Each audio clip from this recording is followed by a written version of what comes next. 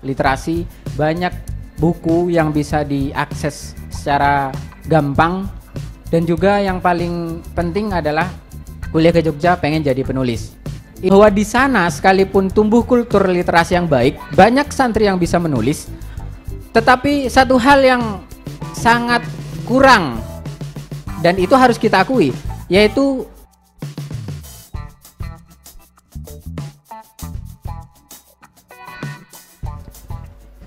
Assalamualaikum warahmatullahi wabarakatuh. Terima kasih kesempatannya. Begitu Ketua YA menghubungi saya untuk minta pertimbangan siapa kira-kira yang pantas untuk berbicara pada acara hari ini, saya sebenarnya merekomendasikan dua nama untuk alumni Anokoya. Tentu saja bukan saya sendiri, salah satunya BJ yang disetujui. Dilalah ketika usulan saya disampaikan ke BJ sama Ketua YA, BJ malah menunjuk saya. Ini saling tunjuk akhirnya. Tapi nggak apa-apa lah, saya mewakili teman-teman yang tentunya banyak yang lebih layak dari saya untuk berbicara tentang literasi di Jogja. Tapi pada kesempatan kali ini saya akan mewakili mereka, kilas balik proses teman-teman YA di Jogja ini, terutama sejak 2010, karena saya di Jogja ini dari 2010. Nah, mungkin sama seperti teman-teman yang lain yang kuliah ke Jogja, motivasi awalnya adalah karena di Jogja itu banyak aktivitas atau komunitas literasi, banyak buku yang bisa diakses secara gampang, dan juga yang paling penting adalah kuliah ke Jogja pengen jadi penulis. Itu adalah alasan standar yang dimiliki oleh rata-rata teman-teman Anokoya yang mau kuliah ke Jogja. Semuanya seperti itu. Walaupun pada prosesnya, karena betul yang dikatakan BJ, Jogja itu tidak mudah dalam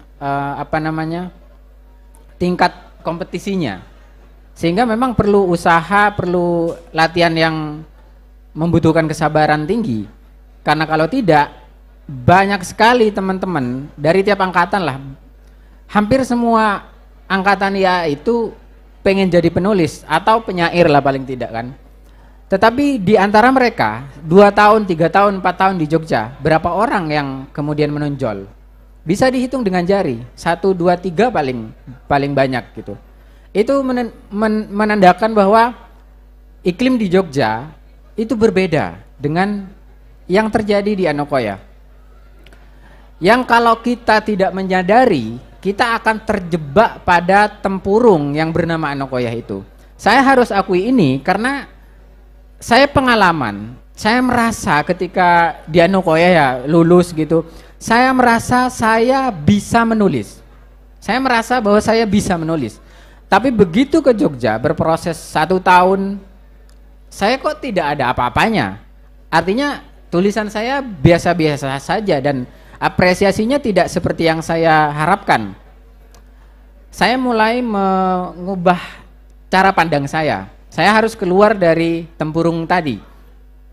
Mengapa saya sebut seperti itu? Karena teman-teman yang pernah berproses di Anokoya itu pasti tahu, pasti mengalami bahwa di sana sekalipun tumbuh kultur literasi yang baik, banyak santri yang bisa menulis, tetapi satu hal yang sangat kurang, dan itu harus kita akui, yaitu sistem seleksi, sistem kompetisi, sistem review dari tulisan yang kita hasilkan. Salah satu media yang bisa kita jadikan ladang untuk kita kirim tulisan-tulisan kita ya, kalau nggak mading, majalah dan buletin, atau belakangan ada koran Radar Madura. Tetapi perhatikan dari semua media itu, ada nggak yang sistem seleksinya itu benar-benar ketat? Nyaris tidak ada.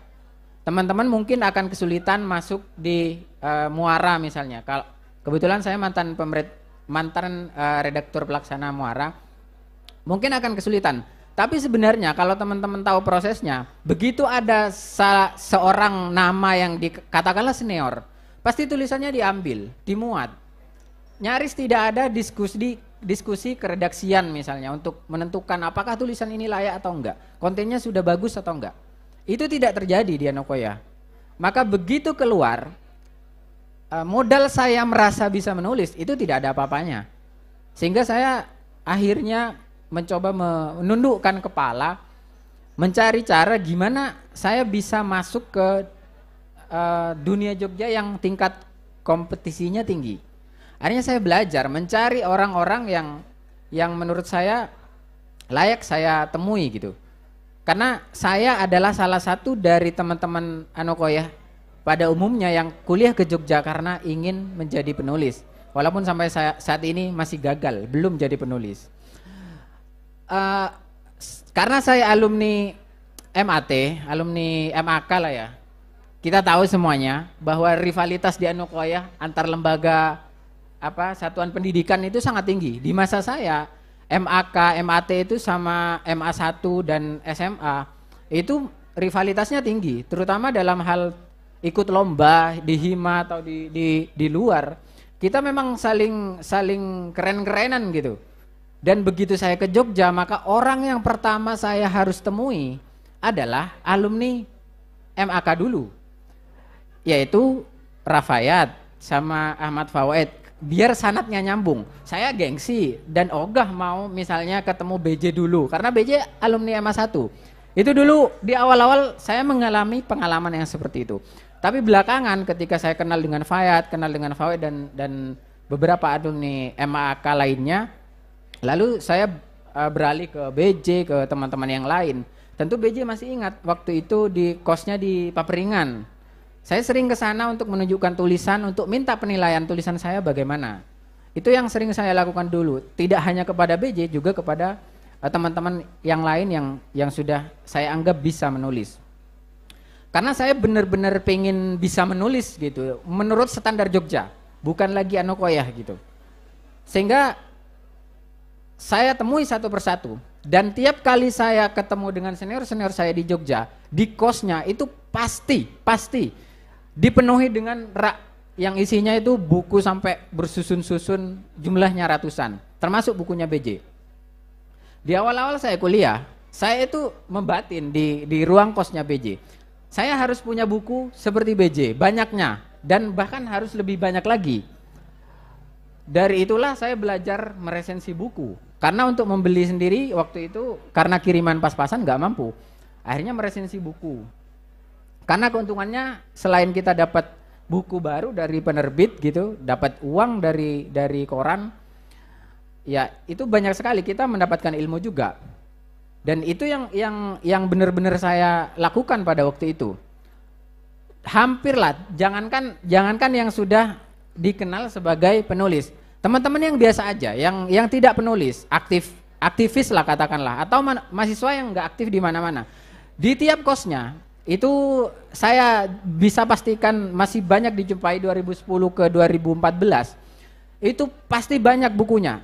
Saya tidak bilang bahwa buku itu pasti dibaca, boleh saja tidak dibaca. Tapi dengan adanya banyak buku di kos, itu menunjukkan bahwa iklim literasi di Jogja itu hidup. Intelektualisme di Jogja itu masih bisa diraba dengan jelas gitu. Saya tidak tahu teman-teman sekarang yang angkatan baru apakah masih ada yang seperti itu, karena saya sudah jarang kan berkunjung ke kos teman-teman yang baru-baru gitu. Nah itu yang saya alami waktu saya berproses di sini. Karena teman-teman pasti tahu, salah satu hiburan yang paling menarik, karena kita nggak ada televisi, internet dibatasi kan. Akses utama kita untuk membaca informasi itu dari koran kan, yang ditempel kalau di Putra itu di Lubangsa kan ada di depan masjid. Saya pasti setiap pagi itu pasti membaca koran itu. Biasanya anak-anak Muara yang bertugas kan. Dan setelah saya jadi kru Muara, saya pun yang akhirnya bertugas gitu. Nah, sering saya jumpai teman-teman alumni Anokoya yang sudah di Jogja, tulisannya dimuat di Jawa Pos di halaman opini. Waktu itu saya membatin, suatu saat saya harus tulisan saya itu harus dimuat di Jawa Pos rubrik opini. Nah karena teman-teman saya barangkali adalah salah satu alumni Anokoya yang di Jogja ini mengalami transisi dari media cetak ke media daring. 2010-2014 itu masih cetak, tidak ada media daring. Baru 2016 ke atas itu mulai muncul media daring. Sehingga kalau kita flashback ke tahun-tahun itu, maka satu-satunya ukuran memang adalah ya koran itu. Dan teman-teman di Jogja itu ada satu semacam kredo yang tak tertulis bahwa kalau mau menjadi penulis atau orang itu tidak disebut sebagai penulis yang keren lah kalau karyanya tidak dimuat di Kompas. Kompas itu jadi standar.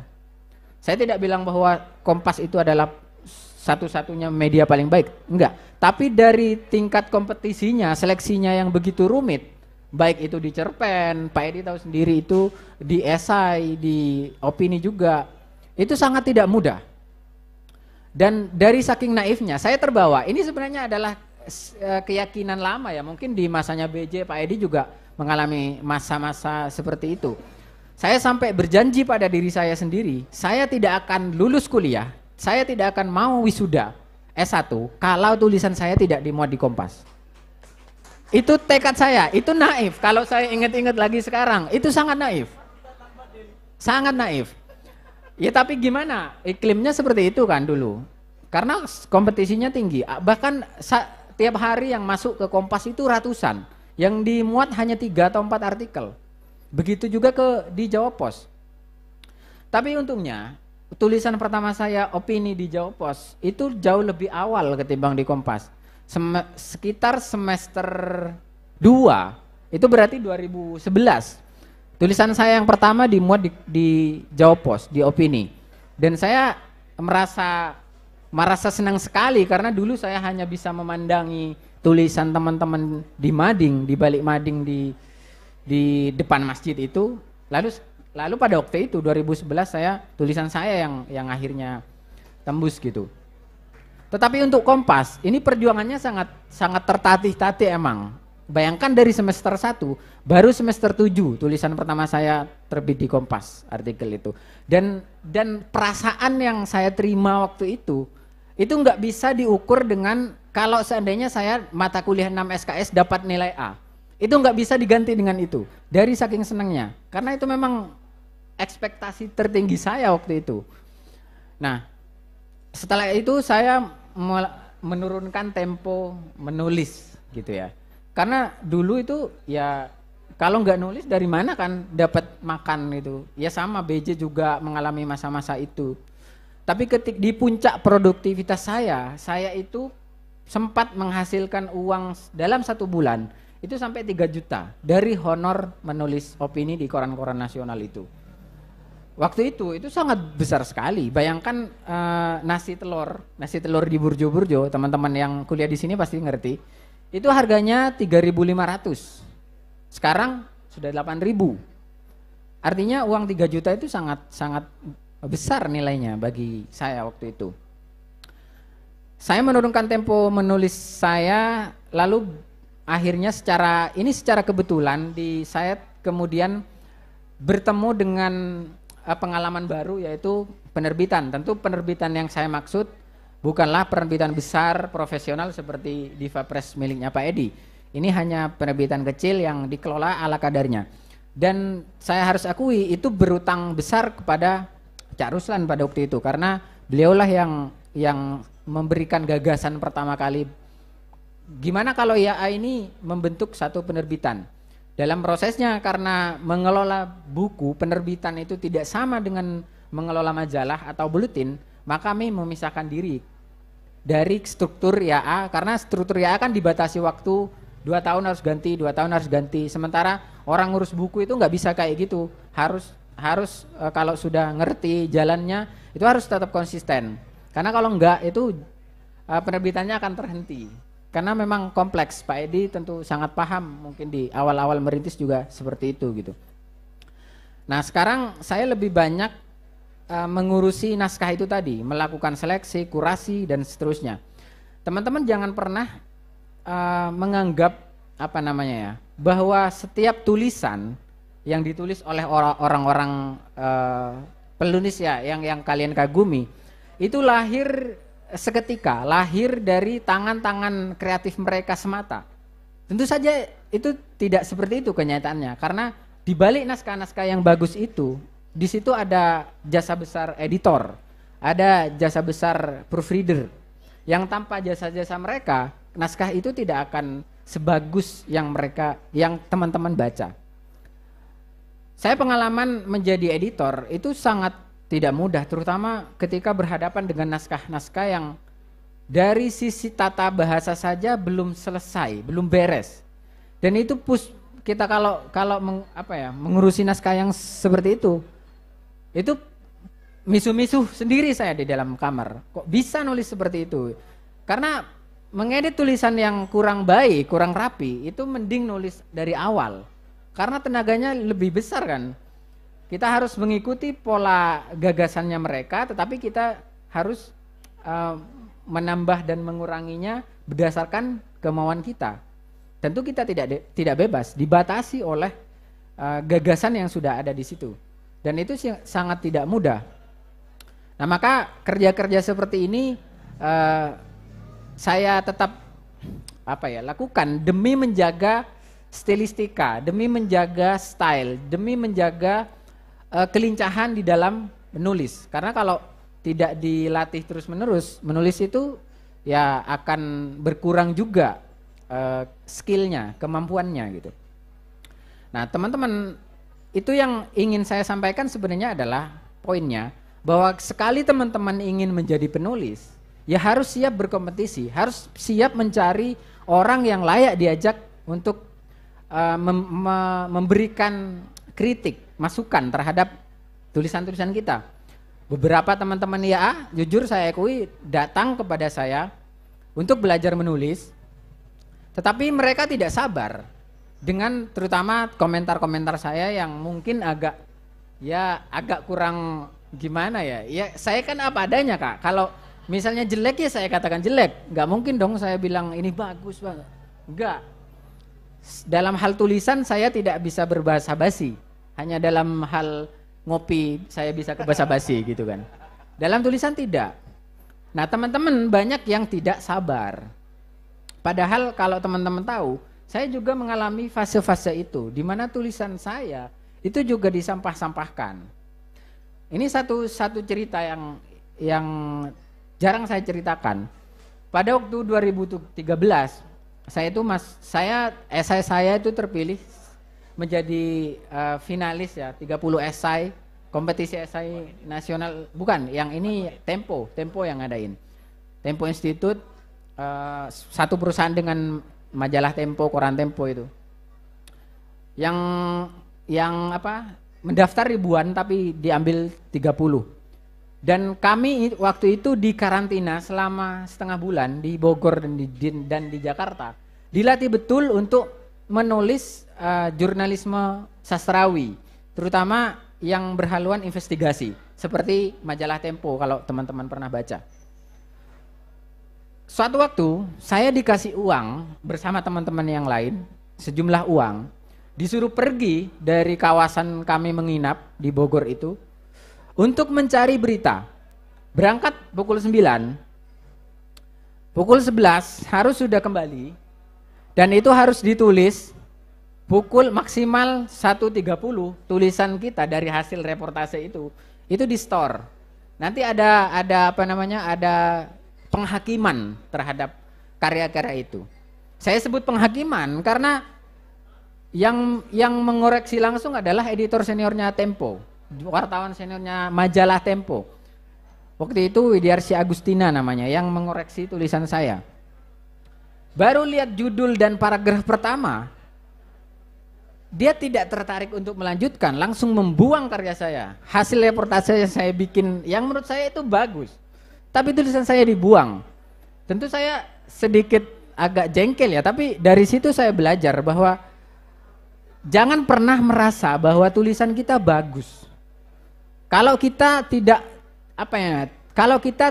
pernah mencoba meminta komentar-komentar objektif terhadap orang-orang yang lebih dari kita. Nah, Komentar-komentar pedas seperti ini tentu saja menyakitkan, dan bagi orang yang tidak sabar ya tentu akan berhenti untuk menulis. Tapi ya karena saya mengalami pengalaman yang keras begitu, ketika ada teman-teman ya yang belajar sama saya dan tulisannya jelek, ya saya komentari apa adanya. Tentu saya tidak bilang sampah, tetapi saya katakan bahwa tulisannya ini jelek gitu. Nah teman-teman, maksud saya jangan pernah berputus asa kalau benar-benar pengen bisa menulis. Soal jadi penulis atau enggak itu urusan belakangan. Dan yang saya ingin tekankan, ini mungkin demotivasi bagi teman-teman.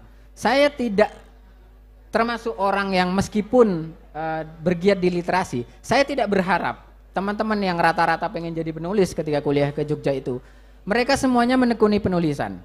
Saya tidak berharap itu. Paling tidak tiap angkatan adalah 1-2 gitu, yang cowok dan yang cewek gitu. Biar tanggung jawab sejarah bahwa alumni Anokoya itu bisa menulis itu tidak hilang. Tetapi teman-teman, sejak adanya media daring, saya pikir ekspresi untuk eksistensi, untuk menuangkan gagasan itu tidak terbatas pada menulis. Banyak sekali media yang bisa kita gunakan sekarang. Ada YouTube, ada Instagram, ada TikTok, ada macam-macam lah. Dan bagi saya tidak harus menjadi penulis semua, tidak harus bisa eksis di dalam tulis menulis semua. Yang penting punya bekal dasar sebagai ya secara teknis bisa lah. Tetapi bidang-bidang yang lain ini harus diisi oleh teman-teman. Bisa coding itu harus itu ada teman-teman yang bisa di media lain, di segmen yang lain. Senior kita juga beragam. Misalnya Cak Ruslan beliau pengusaha percetakan sama kayak Pak Edi. Itu Cak Adi adalah advokat ternama di Jogja. Dan saya pikir kedepannya acara-acara yang mengapresiasi lintas disiplin, lintas segmen itu penting diadakan. Jangan hanya mengadakan acara literasi, mengundang penulis, karena senior YA atau teman-teman YA yang bergerak di bidang lain yang tak kalah sukses itu banyak. Nah, itu yang ingin saya sampaikan kepada teman-teman. Itu saja ya, tidak perlu saya tambahi dengan cerita-cerita yang lainnya biar tidak kemalaman, karena saya tahu teman-teman di sini ada santri putra, santri putri yang katanya 60 berapa gitu. Itu sebenarnya tujuannya ke Jogja kan lomba ya, dan selain lomba jalan-jalan tentu saja. Namanya santri seneng pasti kan jalan-jalan gitu. Harusnya malam ini jalan-jalan ke Malioboro, tapi diciduk oleh ketua YA mana ya? Ketua YA itu. Jadi kalau teman-teman di hari ini kecapean, teman-teman santri kecapean yang harusnya refreshing, itu mumpung ada orangnya tuh salahkan mereka. Mengapa harus diciduk ke sini gitu? Di acara serius lagi. Mungkin itu yang bisa saya sampaikan. Khairul kalam. Assalamualaikum warahmatullahi wabarakatuh.